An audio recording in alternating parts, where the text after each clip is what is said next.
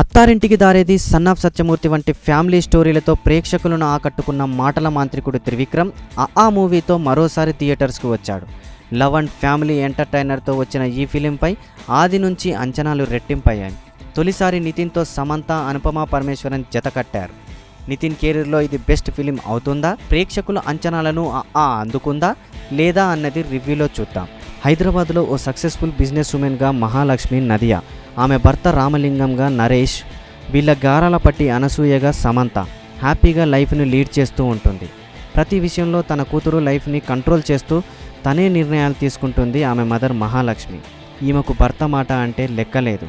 Scene cut చేస్తే రైతు కొడుకైన నితిన్ సిటీలో క్యాటరింగ్ వర్క్లో నిమగ్నమవుతాడు. సిటీ నుంచి తన ఊరిలో ట్రైన్లో వస్తుంటాడు నితిన్. ఆ టైంలో అనసూయతో రిలేషన్ ఏర్పడుతుంది. ఇక్కడే నితిన్ సమంతల లవ్ ట్రాక్ మొదలవుతుంది. ఇంతకీ సమంత ఎవరు? నితిన్కు ఆమె ఫ్యామిలీకి ఉన్న రిలేషన్షిప్ ఏంటి? నితిన్ సమంతల ఫ్యామిలీల సమస్యల్ని ఎలా పరిష్కరిస్తారు? నితిన్ ఎవరిని మ్యారేజ్ చేసుకుంటాడు అనేది తెరపై చూడాల్సిందే. ఇక కథలోకి వెళ్తే త్రివిక్రమ్ ఫ్యామిలీ లవ్ ట్రాక్ థీమ్తో ఈ ఫిలింను డైరెక్ట్ చేశాడు. మాటల మాంత్రికుడు డైలాగ్స్ అంటే సైలెంట్గా, బుల్లెట్గా ప్రేక్షకులను ఆకట్టుకుంటాయనేది సగటు ప్రేక్షకుడి అంచనా. గతంలో వచ్చిన అత్తారింటికి దారేది, సన్ ఆఫ్ సత్యమూర్తి బాటలోనే ఇది కూడా దాదాపు నడిచింది.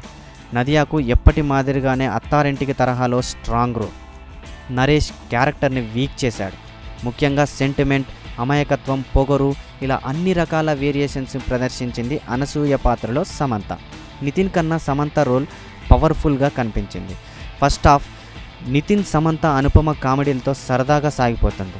ఇక సెకండ్ హాఫ్ వచ్చేసరికి ఎమోషనల్ డ్రామా, కామెడీతో నింపేశాడు త్రివిక్రమ్. సెకండ్ హాఫ్ ముఖ్యంగా ప్రెడిక్టబుల్ సీన్స్తో సాగుతుంది. ప్రీ క్లైమాక్స్ డల్గా అనిపించిన క్లైమాక్స్కు వచ్చేసరికి ఎక్సలెంట్ అనిపించేలా మెప్పించాడు. నరేష్, అనుపమ పరమేశ్వరన్, అనన్య, ఈశ్వరీరావు, ప్రవీణ్, రమేష్ రావులు తమ పరిధి మేరకు ఆకట్టుకున్నారు. గత సినిమాలతో పోలిస్తే ఆలో డైలాగ్స్ పెద్దగా ఆకట్టుకోలేకపోయాయి.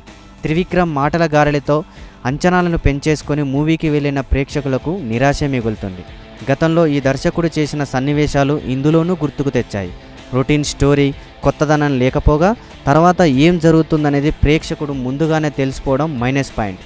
ఇక నటరాజన్ సినిమాటోగ్రఫీ ఓకే, కొన్ని సీన్స్కు కత్తెర పడితే బాగుండేది. రూరల్ వాతావరణాన్ని అందంగా చూపించాడు. మిక్కీ మేయర్ మ్యూజిక్ పర్వాలేదు. హరికా హాసిని క్రియేషన్స్ నిర్మాణ విలువలు బెటర్. టోటల్గా సమ్మర్కి సోసోగా సాగిపోయే ఫ్యామిలీ లవ్ అండ్ ఎంటర్టైనర్గా ఈ ఫిలిం.